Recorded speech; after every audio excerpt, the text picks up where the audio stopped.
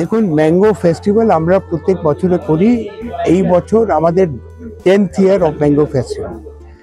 আগের বছরে আমরা কলকাতায় ম্যাঙ্গো ফেস্টিভ্যাল করতাম একদিনের জন্য, আর ম্যাঙ্গোটা এই মুর্শিদাবাদ থেকে আসতো। এখন আমরা ম্যাঙ্গো ফেস্টিভ্যাল মুর্শিদাবাদে করছি, কেন আমাদের নিজের একটা হোটেল হয়ে গেছে হাউস অফ শেরওয়ালি।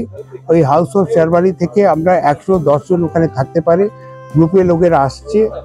ওদের আমরা সকালে অর্চার্ডে নিয়ে গিয়ে mango, different varieties of mango they are able to taste.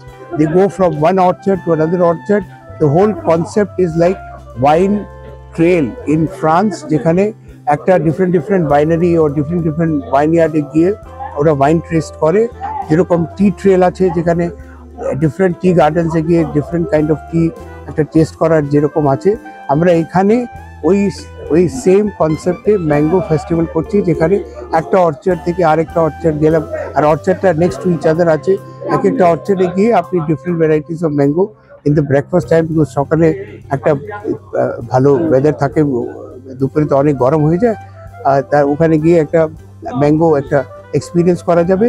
আর দুপুরে লাঞ্চ এন্ড ডিনারে and even in afternoon tea, we are serving certain product or recipes which are made out of mangoes. ওটা যে শেরওয়ালিরা develop করেছিল last 300 বছরে, ওই সব আমরা তৈরি করে যারা আসবে তাদের সার্ভ করবো। এইটা কমপ্লিট ম্যাঙ্গো এক্সপিরিয়েন্স হবে। Different varieties of mango in raw form and different varieties of mango used in products made out of mangoes that they will be able to experience. And orchard e giye ekta mango khabar experience very different than, you know, আপনি একটা চা খাচ্ছেন এখানে, একটা চা টি গার্ডেনে গিয়ে যদি খাবেন তাহলে তো একটা ডিফারেন্ট এক্সপিরিয়েন্স হবে। সেইভাবে আপনার ম্যাঙ্গো অর্চার্ডে গিয়ে যদি ম্যাঙ্গো খান, সেটা ডিফারেন্ট একটা এক্সপিরিয়েন্স হবে। আর নেক্সট প্রজেক্ট যেটা হচ্ছে, আমরা সুন্দরবনে একটা মিউজিয়াম বানাচ্ছি। সেখানে সুন্দরবন নিয়ে যত আমাদের ব্যাপার আছে, সুন্দরবনে একটা পাইরেটেড একটা ট্রেডিশন আছে। সুন্দরবনে অনেকটা শিপস সাঙ্ক হয়েছে, যেটা আমরা কোনোদিন ডিসকাভার করি, কোনো মারিন আর্কিওলজি ওখানে ডিসকাভারি হয়নি। সেটা ওখানে অনেক ট্রেজার্স আছে। সুন্দরবনে ট্রেডিশনাল ট্রাইবালস আছে, তাদের একটা ট্রেডিশন আছে, সেটা প্রিজার্ভ করা দরকার আছে। ওদের যে প্রোডাক্টস ফ্রম দ্য ফরেস্ট আছে, সেটা প্রমোট করলে ওদের একটা লিভলিহুড হবে।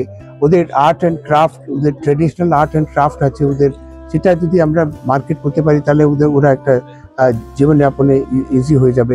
আর ওদের বাচ্চাদের জন্যে আমরা যদি একটা এডুকেশনের ব্যবস্থা যদি করতে পারি, সেটা আমরা এখন টেকনোলজি নিয়ে একটা ব্যবস্থা করার চেষ্টা করছি। ওখানে ইনফ্যাক্ট একটা হসপিটালও আছে, সেটাকে কোনো ডক্টর নেই। হসপিটাল আছে কিন্তু ডক্টর নেই।